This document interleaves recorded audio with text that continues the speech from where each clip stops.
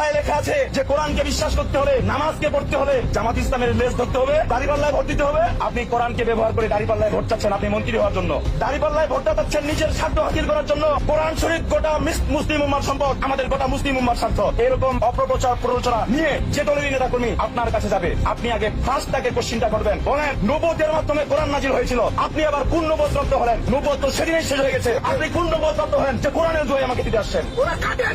আমার জিজ্ঞাসা ছিল, আপনি একটু বুকে হাত দিয়ে আমাকে কনফার্ম করবেন, ক্লিয়ার করবেন, আমরা যে ধর্মটা গ্রহণ করেছি, আমরা যে ধর্মে বিশ্বাসী, যে কোরআনকে বিশ্বাস করে আমরা নামাজ পড়ি, আপনারা বলেন তো, আপনি আমাকে একটু বলেন তো, যে আমরা যে ঈমান এনেছি, আমরা কি আসলে প্রতিষ্ঠিত দিনের উপরে ঈমান এনেছি না অপ্রতিষ্ঠিত দিনের উপরে ঈমান এনেছি? যদি তাই হয়, তাহলে এই সমস্ত কথাবার্তা যারা বলে তারা উগ্রবাদ, তারা জঙ্গি, এদের বিরুদ্ধে চরম প্রতিবাদ ঘোষণা করে।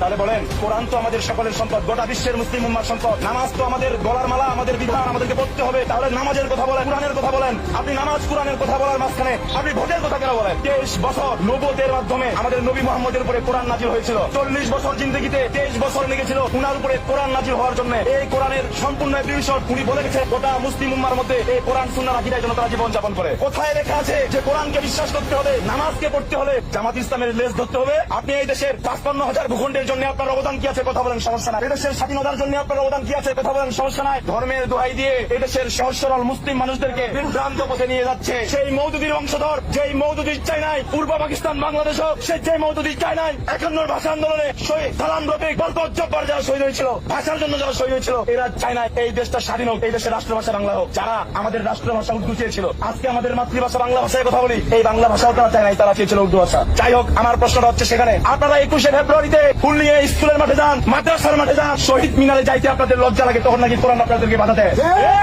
দুর্গা মণ্ডপে যাইতে আপনাদেরকে কোরআন বাধা দেয় না?